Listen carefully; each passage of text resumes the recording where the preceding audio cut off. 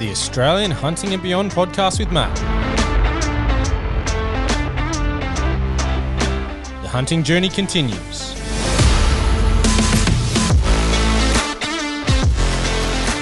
Let's get into it.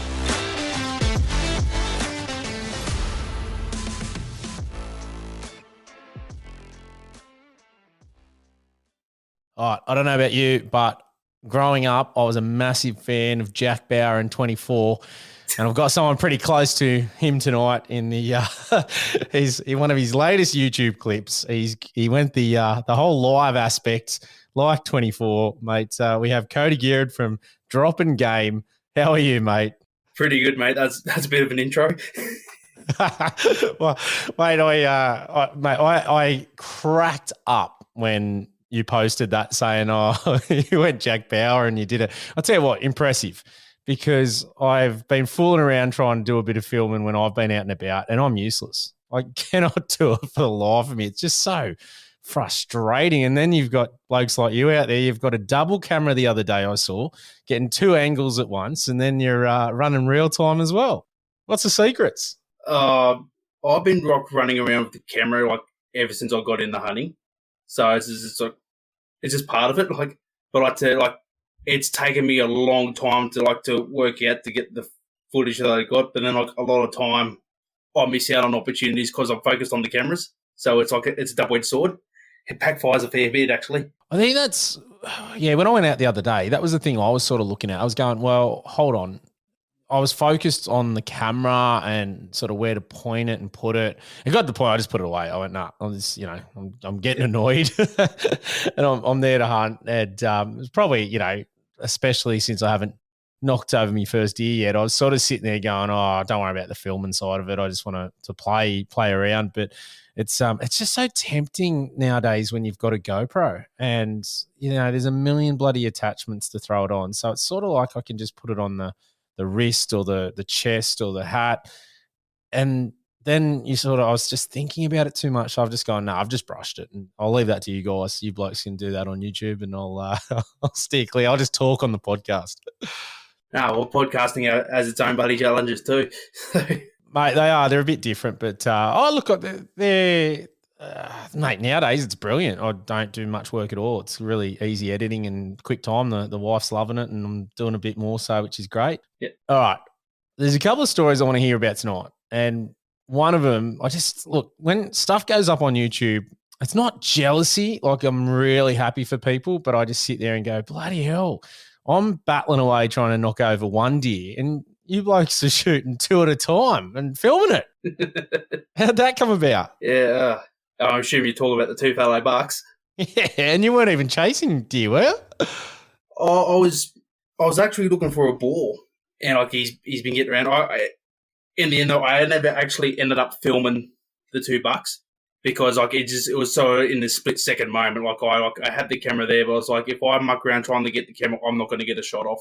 So I was like, the buck's there. I need to shoot there. Then I took the shot, and he rolled over. Then there was a bachelor mob of them. Then the next biggest one, which actually turned out to be the bigger one, hung out about, and I took it to guess how far he was and took a crack at him as well. And I just ended up getting lucky and getting the twofer. Mate, it's it's happened. It happened on a state forest hunt I went on earlier in the year. I was chasing this buck around. It was during the rut, and I was chasing this buck around.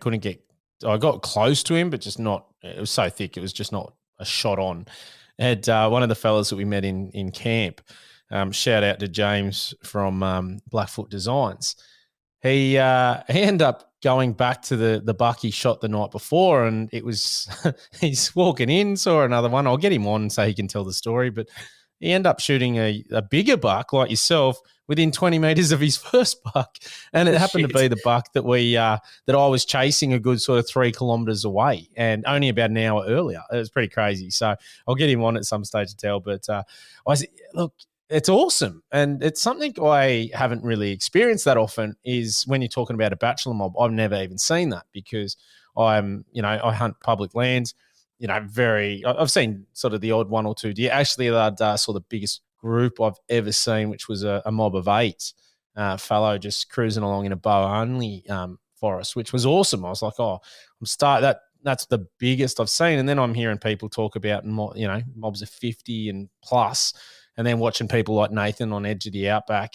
And then his filming during the rut was insane. I didn't realize how many deer in the one spot. That was just crazy. It's awesome. It's good to see people getting out there and doing those sort of stuff that I don't sort of have that. I don't get that opportunity to. So it's always nice to see a different side of it, if that makes sense. Yeah, like opportunities are hard, especially for like the likes of you who's focused on public land, and you go on archery as well. So that's a whole other element on top of it. But like I'm privileged where I've got access to private ground where like no one else really is allowed on. It's like family blocks. So it's like I'm the only sort of proper deer hunter in the clan. So it's sort of got it all to myself. But then like I've got my cousins, they like to have mates come over for visits and they chase deer as well. But yeah, like I got lucky enough that like I can do all this on myself and on my own terms, and I don't really have to compete with other hunters as public land hunters would have to do. But at the same time, I bought some public land. So like the big deer I get, anyone has just as much chance to get them because they wander in and off from state forest onto private land as well. So like it's about being right place, right time, I suppose. And look, that's it. I went on a paid block the other week, and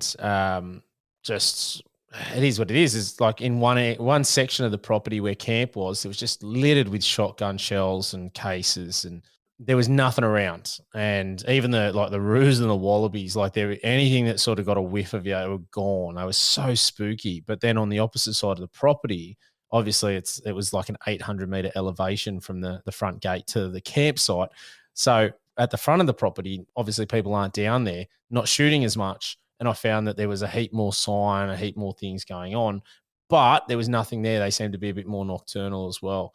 So it's that tricky balance, isn't it? And I guess that's one of the elements that people that don't have access to private, they don't think about knowing the block, how things are moving in and out. There's so many elements to hunting. And I guess that's one of the reasons I love hunting is there's just so many tricks and tips and challenges right throughout that you can think you know a heap and you're still getting fooled by an animal the next day. Yeah, it's true because like fallow deer are a fairly new thing to my area. Like they've only come in the last like 6 or 7 years where like it's been predominantly red deer. Like it's what I've grown up chasing, and like fallow deer just sort of come in the last little while and I'm slowly growing familiar with them. I've seen like little spikers and does and things during the rut, but I find all the big bucks and things during the winter months, which is sort of somewhat mind-blowing because like everyone focuses on trying to find the big ones during the rut, but I hear that I'm doing my job like chasing cattle or fixing a fence, and I come across this big mob just walking around, or like I actually bumped 2 bucks this morning, cattle mustering. So, and yeah, but if I was trying to find them during the rut, like I'm finding red stags, but I'm not finding the bucks. That's on my list. This was the first rut I'd heard the fallows croaking, and I just got so excited and hooked about hunting the rut now. But the next one's roaring and getting out and hearing the reds going off. I've only seen it on YouTube, and bloody hell, it looks good. So I'm super keen. I'm going to I've got a couple of state forests that I know there's reds in.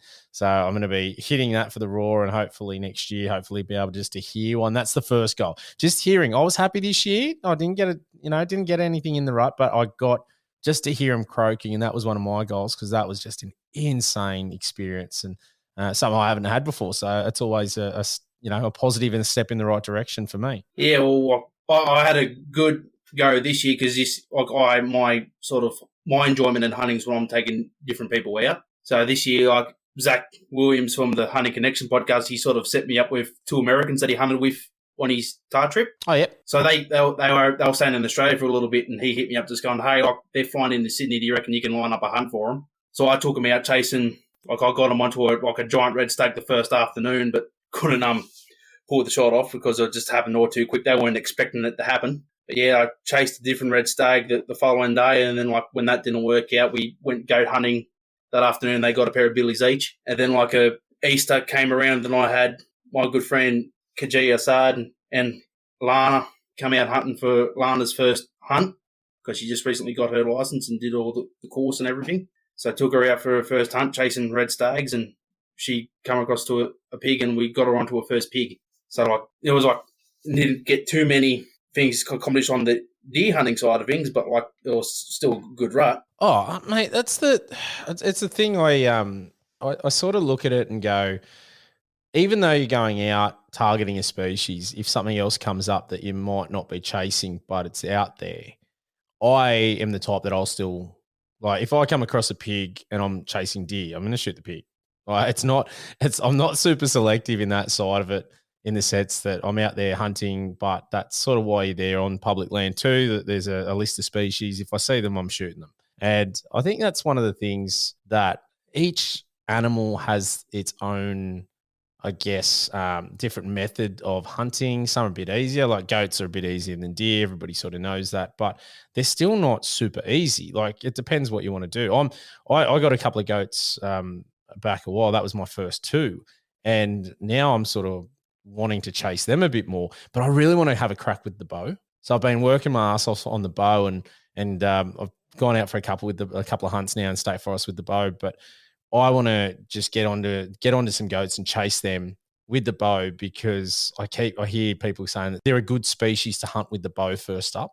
And I'm just loving the bow at the moment. It's just probably because I shoot at home, and you can't do that with your rifle, not where I live anyway. Yeah, I got access to a mate's property, and he's goat country, and the rule originally when I went there was like you can only bow hunt him because he's a bow hunter himself, and he made me work hard. Like, he made me start on the opposite end of the place and walk all the way across to get up the hill to where the goats were, just to see if I was like committed to doing it. And I probably did that like 5 or 6 times. I'd bust myself. Like, I'd always get back to the ute right on dark, or well after dark, because I'm there hunting till dark. And then, I think by the 7th time I was coming out there, he goes, "Oh, you can park over here so you don't have to walk as far." Well, I mean, that's part of the journey though, and the experience, eh? Like, I was chatting to a couple of people the other day going, it doesn't bother me that I haven't got a deer yet. It's one that it's all part of the journey. Any day out in the bush is a win for me. And it's sort of that carrot that to me is more exciting than anything else. I just want to be out in the bush, and I want to be getting out there. I want to be hunting because it's always a good day. You're learning something new. And I learn best by making mistakes myself and then having that. And that's so key for me, is just, I want to be just experiencing things. And I guess that's probably how you and I started talking, because we started talking about after the grizzly attack that I had on episode 1. And you mentioned that you've got a bit of a story. Now, I'm hell keen on I just love having the chat about hunting. But when it comes to like close encounters of different species, I get super excited and go, hey, my ears perk up. I'm a bit like Joe Rogan. I love how he reacts when there's a bear thing, because I'm very similar. I'm fascinated, in awe by those animals. And you've had but you were hunting bear, but you had a reasonably close encounter that I'd probably, I'd be concerned. Do you want to tell us about that? Yeah, well, to sort of set the scene, I was in Croatia at the time. I was doing a brown bear hunt in Croatia.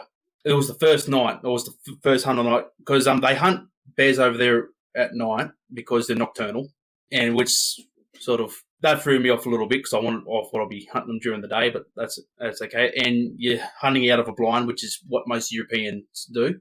So you're hunting out of a blind, and you're hunting off a bait pile, which what they were using like the leftover scraps from the local butcher shop, and mixed in with like bits of corn and like sugar syrups and stuff, something to draw the bears in. Because I was in there, it was March, so I was autumn here, but it was early spring there. So like they encouraged me to go over there during the spring, because that's when the coats are really nice as a trophy, and which I wasn't too fussed on. I just wanted to get a bear, so I went over there, like organised this trip, and it was the first night. And part of when you're hunting there, you got to technically join the local club. So I suppose it's like public land. I'm not entirely sure, but it's like a forestry type scenario, but the hunting club has the rights to hunt it, but people can still go hiking and whatnot through it. So there's lots of road trails and stuff for the loggers and shit to go through. So, but I joined the local club, and my guide was the local firefighter. So he took me out to his blind. So he sat there the night. We drove to it in a Toyota Yaris. Good hunting car. Ultimate hunting vehicle, apparently. Yeah.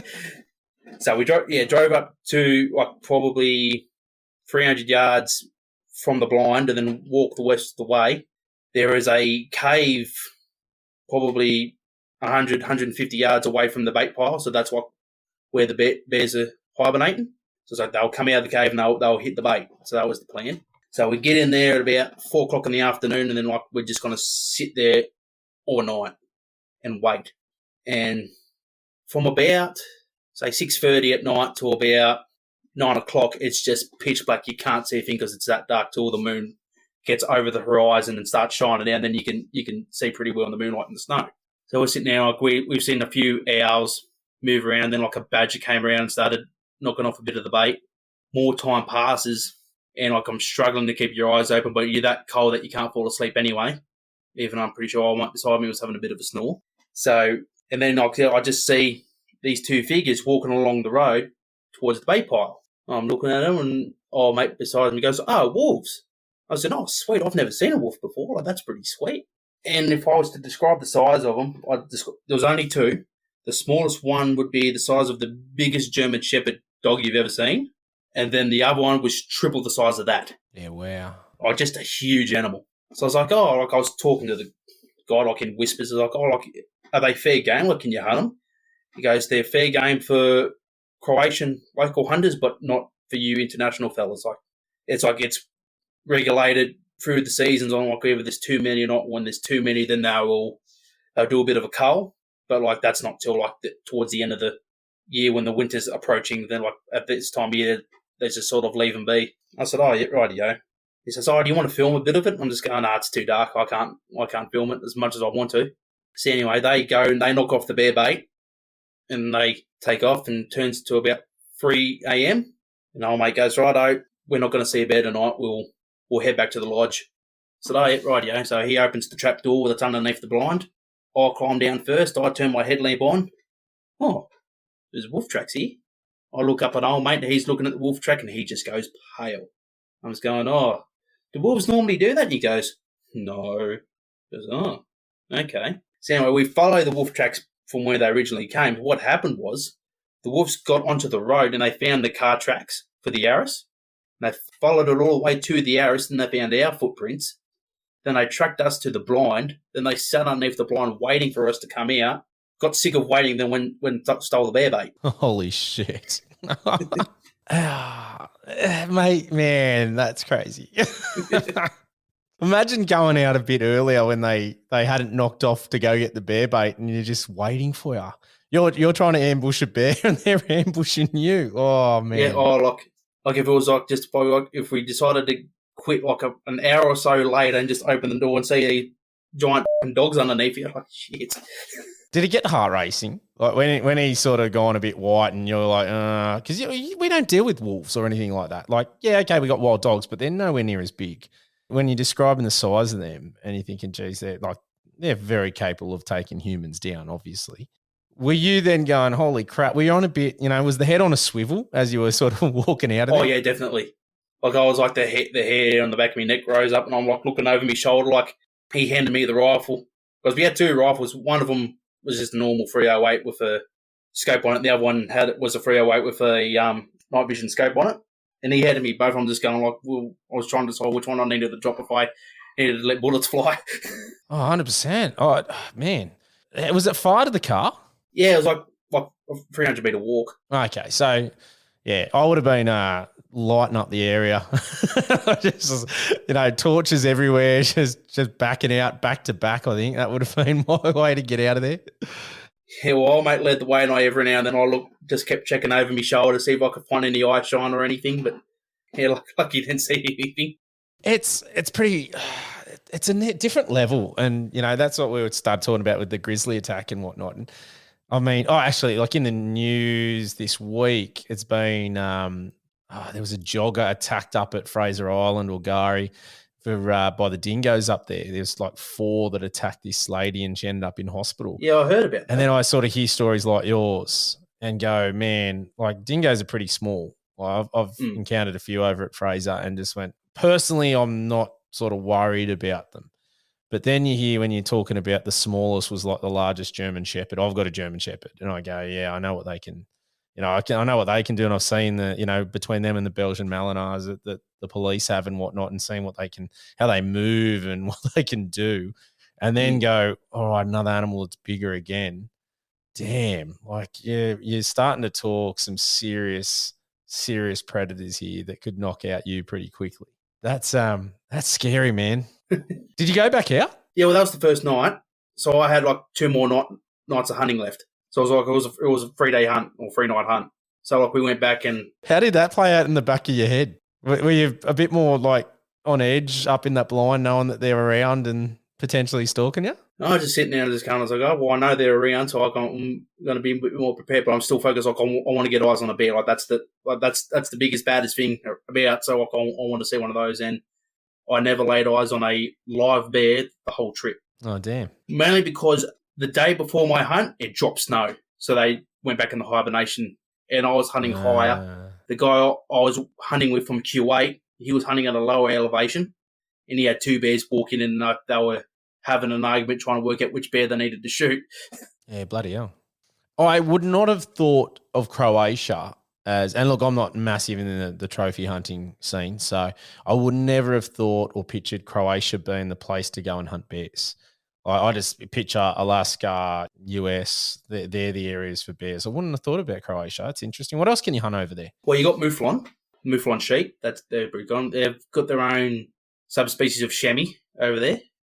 You got wild boar, like the Eurasian wild boar, and they got red stags and roe deer as well. And they got that. There's a bird, like a giant, a huge grouse type species of bird, it's almost the size of a turkey type thing that you can hunt there too. Okay.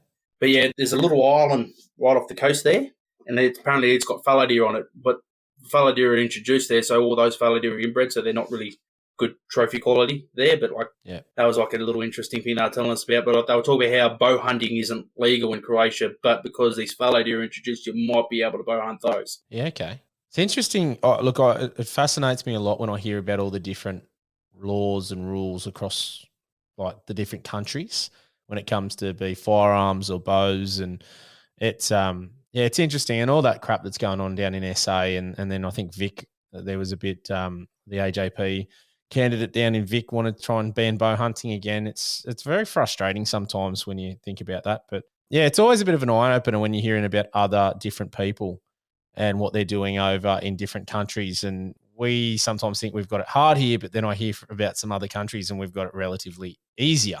It's not as tough, or there's more places to hunt. It's a real tricky one. It's I think it's good to see people like yourself and other people getting content out there and whatnot, because I think that's important that we're getting what we do out there. And my big concern is just, with YouTube and things like that, the censorship and whatnot. You got censored, wasn't it? Did I see you post about being censored? I think that was Well, you shared someone's. Yeah, Eureka Tactical. They got they got censored on Instagram. Yeah, okay. Because they were showing guns on their stuff. Yeah. On their photos, and their Instagram will say, well, that doesn't go with our policy. We don't like that. So they just didn't get rid of any of their stuff. They just sort of made it that people couldn't discover their things to find their. Yeah, so they got on with the algorithms. Yeah, so they just they make T-shirts and they write articles that promote hunting in Australia, or they're trying to promote I suppose you just promote the sport if you call it a sport, but yeah, they're not selling firearms, they're sort of more Dan's the vice president for Firearm Owners United, so they're just pro guns, but they're not selling any of it or doing anything that sort of push that point. I think it's just the way it's going at the moment. Is I know YouTube are really, whether it be the algorithms, I saw Nathan from Edge of the Outback, he lost 8,000 viewers or subscribers overnight, and it's just, I think it's something that people need to be mindful of. And hopefully, I know Zach from Hunting Connections, he put out a different link. I think it was Hunt Hub, maybe off the top of my head. Yeah, I've got 1 or 2 videos on Hunt Hub. Yeah, so what's the go there? I haven't had the chance to jump on. I've been pretty flat out lately. What's the go? Is it's basically like a YouTube but just for hunting, or? Yeah, it's YouTube for hunters. It's just all hunting content. Like I suppose if you want to chuck fishing on there, you can. Then, but like it's just hunting content. But it hasn't really taken off quite yet, I think, because it's just not as many people are aware of it, I don't think. I think that's the biggest one for all those. Like, great idea, because I think it's having a space where you're not going to be censored is important, because I do feel that YouTube is doing a lot of those things. But it's important to also understand that, geez, they're hard to get up and running when they're competing against the YouTube, because, the YouTube site is number one. Like, when you talk about the minutes spent on a social media platform or a platform on the net, YouTube is, one of the biggest, I think, if not, I think it's second off the top of my head. So when you've got something like this trying to develop, it's going to be harder to get it out there, because when you're jumping on Google and looking for those algorithms, and it's going to be down low compared to things like YouTube. So it's so Hunt Hub, if you're out there listening, Hunt Hub, get out there, check it out, because the more people get on there and look at it, the more that's going to grow. And that's probably a good thing, because if it does get to the point YouTube ban a lot of the stuff that's getting out there, well, that sucks. And at least we've got a bit of a backup. So it's good to see you, getting on there as well. And I think the more content on there is something that's a real positive for the sport or the industry. Yeah, well, I know Brett Meldrum's jumped on Hunt Hub as well, and he's got a couple of videos on there. So like he's like more than not ready to jump over there if he has to. But I think he's a bit like me, like sticks to the YouTube, because that's where you get the views. Like I've like my Red Deer video, you have to go look for it. Like you can't, it's not going to pop up as a suggestion, because I've got I chucked in some butchering bits in it, and I don't know if I just didn't, how I worked the algorithm. Obviously, I did something wrong with it. Like, nah, that's too graphic. We're not showing it. So, like, it's no one finds it. Like, it's up there. You can go up and watch it, but like, you've got to like be like over 18 and click the button and do all that nonsense. And it's like, probably like one scene of taking a back leg off, like how to take a back leg off, and another scene on how to take out a back strap. And YouTube didn't like that. Was that the one you did with the Havlon blade without the handle? No, not. That's a different one. That's a different one. Like, it's the video I dedicated. I was like just all red deer hunting, and it's like it was like my best ofs. Like all my early videos that I made, like the best of since I've started filming. And then like after I finished the last episode, we were just like no hunting in it. It was just a collection of footage of wildlife and things I've seen out bush. After that one, I started doing like the one dedicated hunt videos, like the 24 spoof one, and the taking my young fella out pig shooting with me, or taking Lana and the Americans out, like all those ones, like they've like I put those out there, like as soon as I finish filming, sort of thing, if I've got the time to do it. What made you want to get into that filming side of it? Because it's sort of that, as we sort of touched on before, it is really tricky when you're doing things and then shooting film and things like that. And like, credit to everyone out there that does it, because it's just that it's another massive element to the hunting game. Where did that come from? Were you sort of getting bored with hunting and went, hey, I'm going to throw an extra challenge in here? Or it was more like I enjoyed watching hunting content as a kid. Like I grew up watching Tony Bizzarda whistling foxes, or going pig shooting up at the Cape, watching Jack Birmingham calling elk and hunting with the bow, which eventually led to watching Meat Eater, and like love the stuff that Ranella puts out, and then getting on the Jim Shockey. And I think watching Jim Shockey and like the work that Brennan, his son, does like for Uncharted and those shows, I think that was like, if I could do something like that, that'd be good. But fortunately, I don't have the same production as they do or anything. And I've got a bit of a different, I've got a bit of a sense of humour, so I like to put a different spin on things. But I think the closest thing to like a serious film I did was my chamois hunt. And because the way I did that, because that was like during the COVID day, so I try to like sort of tell the story as though this is what was going on at this period in time when we did that hunt, and then this is the hunt, and then that's what happened afterwards. And I thought that was going to be a really good video, but didn't take off as well as I thought it would. But look, that's one of the things, isn't it? When you're throwing content out. So I had Lawson on from Bale and Scaling and Barbecue, and we were sort of just having a chat about all that, and I was saying how that the more content out there, the better, right? Because what someone might like him doing, or they might like listening to him and they don't like listening to me, that's cool. I don't care. Get the same guests on, have a different chat. It's going to go in a different way. Like, it's not that big a deal.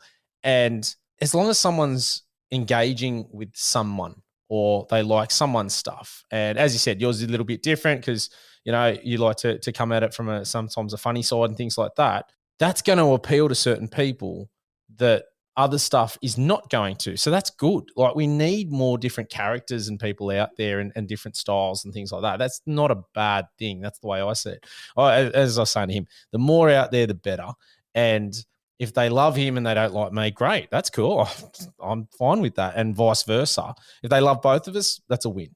But at the end of the day, it's about putting stuff out. It's about trying to hopefully do it in a really good way that's going to connect with people, that's going to grow what we're doing. Because I keep saying we need more hunters. We need more people that are going to fight the fight, because people that aren't involved in hunting, they're not going to stand up for our rights to hunt.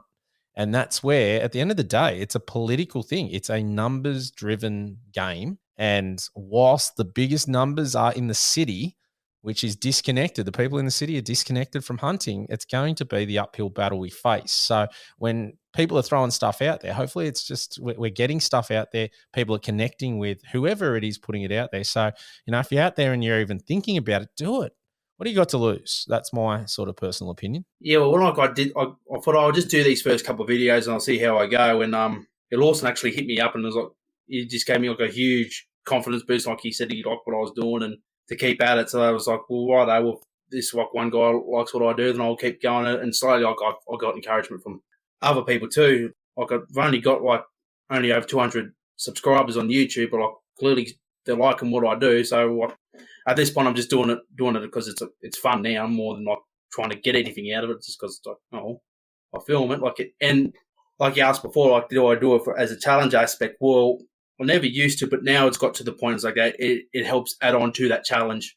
Sometimes it backfires greatly. Like one extreme is I shoot 2 fallow bucks but don't get it on film. The other extreme is I try to get a big boar and I'll lose the boar when I should have just pulled the rifle up and shot it. So it's a pendulum. And look, that's where I said to you, it's really interesting when I watch like some of the footage and whatnot off different people and yourself when you had, like, I really like the one where you had the 2 cameras. And I actually messaged you and said, hey, how did you do that? Because it was really cool to see the photo of where you're shooting and the photo of you shooting at the same time, and you threw it up on a split screen. If you haven't, jump on and check it out. And it's an art form. You've got to be thinking a couple of steps ahead to be able to do that. As you said, sometimes it just pops up. Game will just pop up. It's really tricky to be able to try and shoot, but then shoot yourself with the camera and do all these things. So it is a massive challenge from that side. And I can see how that would also be attractive. But there's one of the things, and this is one of the reasons I sort of like, I love when people, you know, let us know that they're enjoying the content. You know, that spurs me on. Probably would have been easier after the last podcast ended to just say, nah, done and dusted. But I had a lot of people reach out and have been really supportive. So that was fantastic. I went, oh, cool. I'm happy to keep going. And I love the chats. So one of the things in my mind is also leaving something for my kids. So them being able to hear these conversations, that's a really big play for me. Like, that's one of the reasons I want to do this, is that I want them to be able to listen to my conversations with all these different people and have something here, hopefully after I'm gone, that they can, you know, throw on, listen and learn from my experiences as well. Yeah, well, it's funny you say that because sometimes like I've got to go away for work, like out west, because we've got a property out there that we work on, and sometimes I might be out there for a couple of days, and you know, and the missus might get a bit annoyed with the kids nagging, "Where's Dad? Where's Dad?" So like, she's like, "Oh, you want to see Dad?" Well, she just chucks on the YouTube video. So, "Oh, there's Dad," and the kid will be happy for a minute. Well, it works. I mean, it's just like FaceTime, but you're doing something fun. So, yeah, no, I get that. I think it's a good thing. And then you got your young fella in there too, because you got, you know, a couple of young ones there. That then makes it harder too, getting out and about and then sort of cherishing those moments. Have you found that? It's been a bit of a difference when you've got kids? That's like a completely different element, because the idea of stealth just goes out the window. I've yet to take my little fella out. When I say my little fella, my oldest, I should say. He's nearly 3. Only on the back that stealth, man, like he's really loud, and I could not see him being quiet at all. Yeah, no, look, I started taking Leo out when he was 4 months old, but at that point, like, I was only bow hunting because like I didn't want to bust his ears with gunshot going off because like you put earmuffs or earplugs on him, you just pull him off right away. Especially if it's in the Kathmandu pack riding on your back. Yep. So like I used to walk around for the bow. Like never got a thing for the bow with him, but then like we eventually upgraded to the rifle. I was using the 223 because that's my go-to with him because like I know that's like a low caliber. It's not going to bust his ears. So and like we'd fluke it. Like we got a pair of foxes one trip, and then like another trip we went out. We got a pair of pigs, and mind you, when we were getting the pigs, I had to wake him up so I wouldn't scare him with the gunshot because he fell asleep on the stalk. But yeah, like, and the one YouTube video that I did, I thought, the pig's just there. Like, that's an easy walk. I won't even bother putting the pack on. Like, we'll just walk down and do it. And then, like, the pigs moved off and we kept stalking on them, and it just had turned into a mission because then eventually he just got sore feet. He didn't want any part of it. So then I had to carry him all the way back up the hill to the ute. But, like, we got 2 pigs. And I filmed all that and I was putting it together, and, like, my partner Nikki looked over and she's like, how many seeds did he eat? I'm like, what? Because if you watch the video and you're sitting there looking at the pigs, he's sitting there picking grass seeds and eating it. So there's a little something bit of for people to look out for on the video if they go watch it. Yeah, kids are a different element, aren't they? They're to hunt with, but even just like so demanding of your time, so it makes it even harder. And then when you're filming and editing and putting things together, that's not easy either. So throwing it there's all these elements to it that it just adds to the time and length, and then lack of time also to get out and about, which doesn't make it helpful.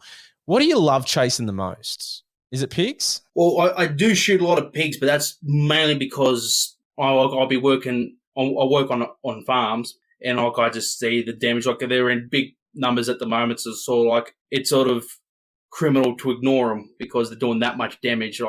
So I sort of make an active effort to try and step on top of those. And it's not just me hunting them either. We got local guy that goes out with his dogs chasing them as well. And when things get real bad, we'll use a trap. But don't get me wrong, I do love chasing a big hog. But like, I don't know, like my thing has always been red deer.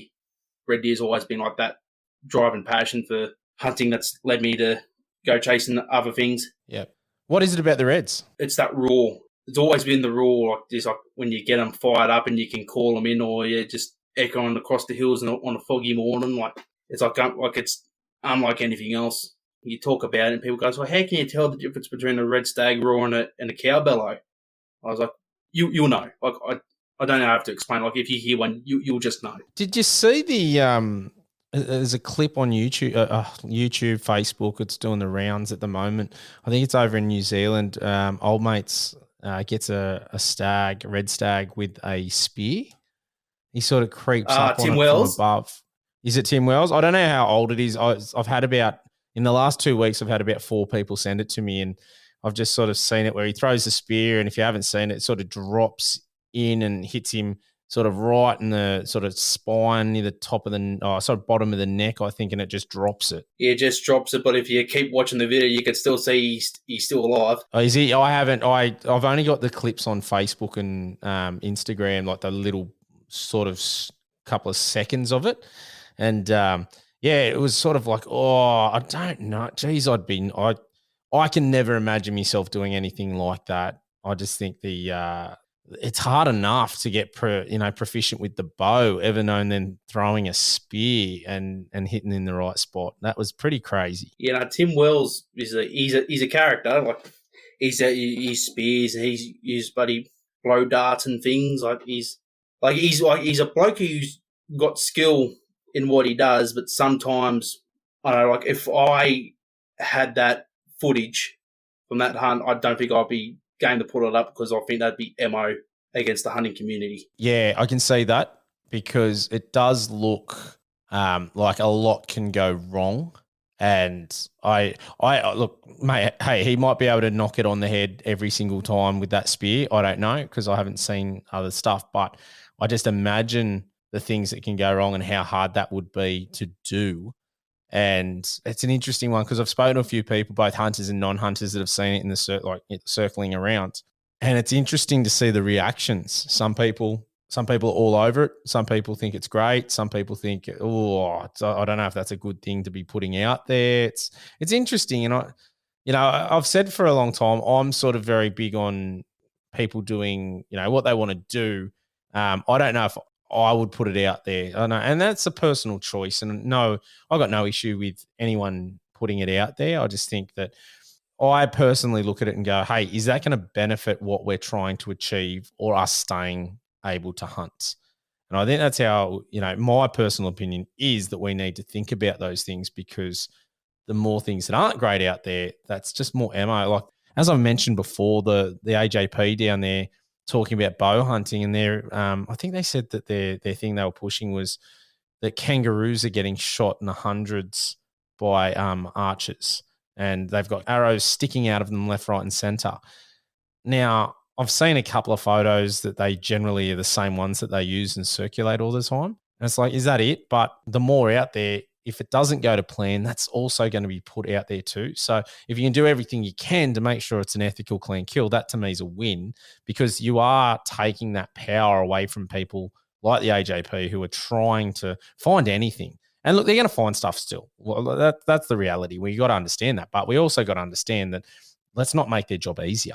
That's just going to cruel probably us in the long run. Yeah, unfortunately, with the likes of the AJP, like their mindset's very, I suppose, stubborn, because like it's not just hunting they'll go after farming and shearing. Like they'll go after anything to do with animals. Yeah, to block it. But like hunting's an easy target because it's easy to get the average Joe to turn against it. And an unfortunate thing in hunting is like you can't guarantee perfection every time. No, not at all. Like I've got a goat hunt video there, and I made a poor shot. I was bow hunting. I made a poor shot. It was too far back.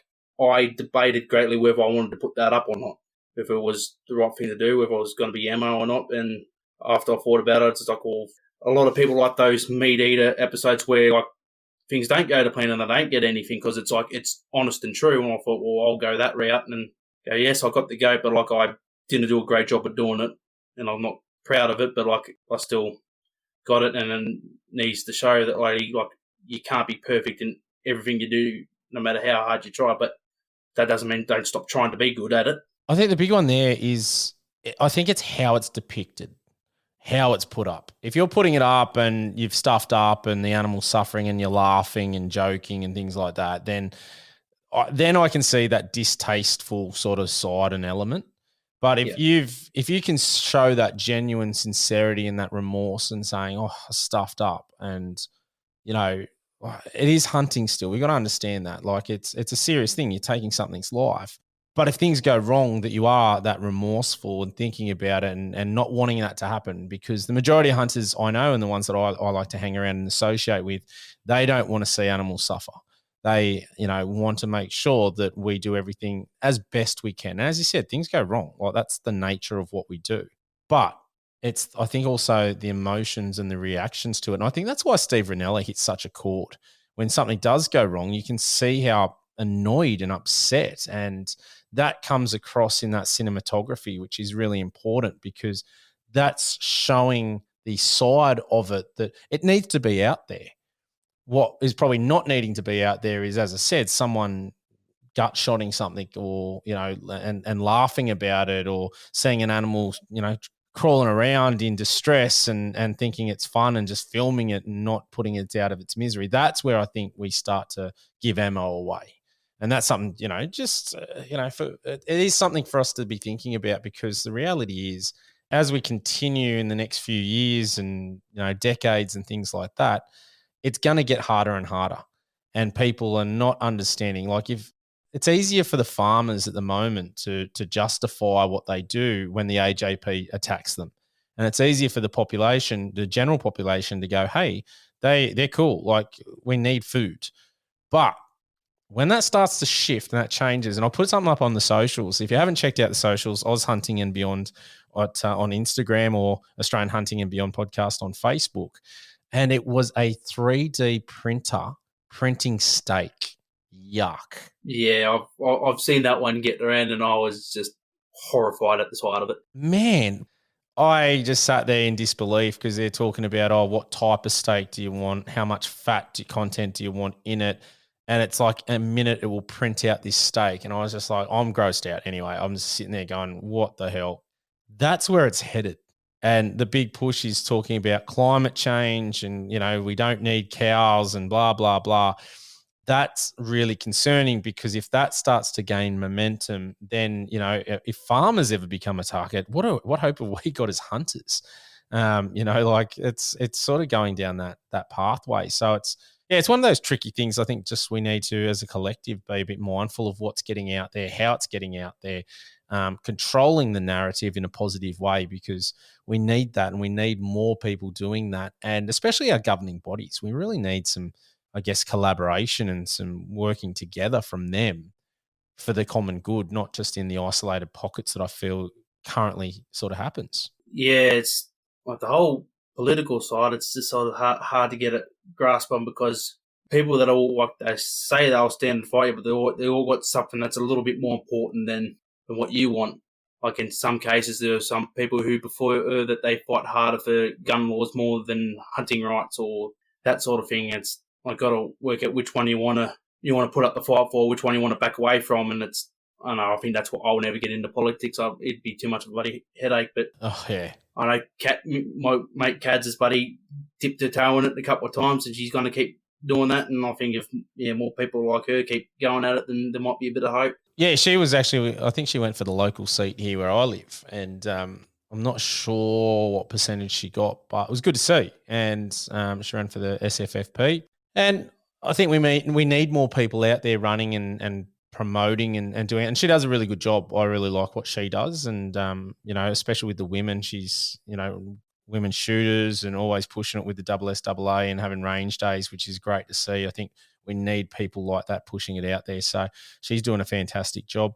And I think that's the thing with politics, isn't it? It's someone's not going to like what you're doing. And it's a tricky one too, because you're sitting here, like our conversation now, there's going to be people out there that don't agree with what I'm saying, and that would throw up everything on YouTube and doesn't matter, and stuff them, who cares if we piss them off? Well, that is one attitude to have, and yeah, fair enough, you're entitled to that sort of opinion and attitude too, but is it going to be beneficial in the long run? Maybe not. Maybe it will. I don't know. Either way, we just got to keep plugging away and doing what we're doing. But so the red deer is a favourite. Is it just during the raw, or do you really like chasing it at all times, or is it just that sound that really gets you fired up? With the exception of the summer months, like I'll happily chase them all year round. Because it's obviously like the most exciting and fun time is during the raw, but like that doesn't mean like I won't. If I wanted to, I could go out tomorrow and go for a bush stalk and see if I could find a hind or a stag moving around. But I've got to the point now, like I've shot a few different age class stags that I'm holding back for a big one. Although the last one I did shoot a dinky 9 point just because I had Leo with me, and I thought, how cool would it be if I got a stag with my boy with me, and I couldn't resist the temptation not to take the shot, so I shot that. But yeah, like if I'm hunting for myself or by myself, I'm generally trying to find a bigger one, but that was like the one exception I sort of ignored my own rule. So you did post about where you're at, whether you're a trophy or meat guy, which one comes first. Where do you stand on that? I've always, I just grew up seeing things as ferals, like deer are feral, pigs are feral, foxes are feral. So, I know we always sort of told, like, you don't eat feral meat, like it's bad and not healthy, and, red deer's gamey, yada, yada. So, like, meat was never, like, a big thing pushed growing up. So I was like, how cool would it be to get antlers? So, like, so chasing trophies was always a thing, but, like, as I've gotten older and going out more, like, finding a big trophy is part of the challenge, like trying to find like that older animal. But at the end of the day, like my main goal for hunting is always the adventure, like the journey, going out and doing it. And if you get a good trophy at the end of it, that's great. And then like as an added bonus, you get the meat. Like I'll take what meat I can. Sometimes I can't eat it all because I'm the only one that eats it in the house. Slowly trying to work on the kids to eat it. But yeah, but we'll share it with friends as well. I actually convinced the old boy the other day to eat a venison pie, so that shocked him. Mate, you'll have to get him over to Lawson's new channel, the Wild Game on Open Flame. I've been holding out, waiting for him to drop a few videos. I like the rabbit one. I think we recorded before he went and did that rabbit special, so I was hanging out to see his Kentucky Fried Rabbit. But look, those things, like I love watching Hunt, Catch, Cook and now Lawson stuff there too, because I think for me, that's the opposite side of it. I've never really been into the trophy side. I get the appeal of chasing bone. I get it.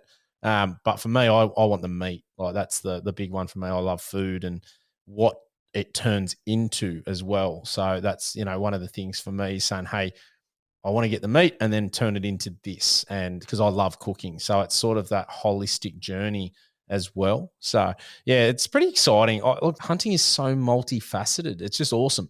I love the fact that so many different people from such different walks of life can just get together. And, I chat to people that I would not even probably come across in my day-to-day life. So it's always great to get people on and have a chat and hear their stories, their backgrounds, what's happening. I have thoroughly enjoyed having a chat. I loved your wolf encounter. Man, that is so cool. Any story like that, I just sit there and go, I'm so torn whether I'd want that encounter or not. I really do, but then I'm sort of like, I don't know if I'd want to be in that because I'm now on the fence because I've got the young family too of not doing as dumb things as I used to do when I was a bit younger. But man, that's cool. Any plans to go back to Croatia? I was planning to, but then sort of like just going because I'm originally when I did that hunt and it came to an end, it's go, hey, like your bear tag that lasts for the whole year, so come back in the fall. And I was like, shit, I can't come then because I've got a tar hunt booked at the same time that's meant to go down. So that's a trip I was owed from an outfitter. So like I was saying, like I kind of can't miss out on that. So I think I'm gonna cop on missing out on the chance at a brown bear and go hit New Zealand up for some tar. And I ended up getting a 12-inch bull that trip anyway, so it was good. Look, at the end of the day, it's about the experience. It's about the cool places you get to go to, and that sounds, that as I said, as soon as you told us, I said, I want to hear it. Let's go. Croatia. I didn't even know they had wolves. So, hearing not just that they've got wolves over there and bear. To be fair, I didn't know that either. Oh, it's cool. It's like I've learnt something, and that's why I did the podcast is to talk to different people and learn stuff. Now I can say, hey, I learnt the fact that we've got bear and wolves in Croatia, and even the hunting side that you can't hunt the wolves if you're international, but you can do the bear and it lasts a year as a tag. Man, there's a couple of things there that I'll keep in the back of my mind. So if I ever get the chance and book over there, I'll probably hit you up and have a chat to you and say, hey, where am I going? So I'll point you to the website anyway. Fantastic. Mate, I've really appreciated you coming on tonight and sharing your story, and keep doing what you're doing. If you haven't already, drop in Game with Cody Gearon on YouTube. Check it out, subscribe, have a listen and a like. And mate, yes, thank you for coming on, and I'm sure we'll keep in contact and talk soon. Yep, sounds good. I had a great time coming on. Thank you. All right, Cody. Cheers, mate. And listeners, bye for now. If you have a topic, guest, question, or any gear that you want to hear about on the podcast, shoot us an email, australianhuntingandbeyond@gmail.com. Alternatively, find us on Facebook, Instagram, and Twitter. All the links are in the show notes. If you haven't already, make sure you give us a review and subscribe to our podcast on whatever platform you're listening on. Thanks for joining us, and we'll catch you next time.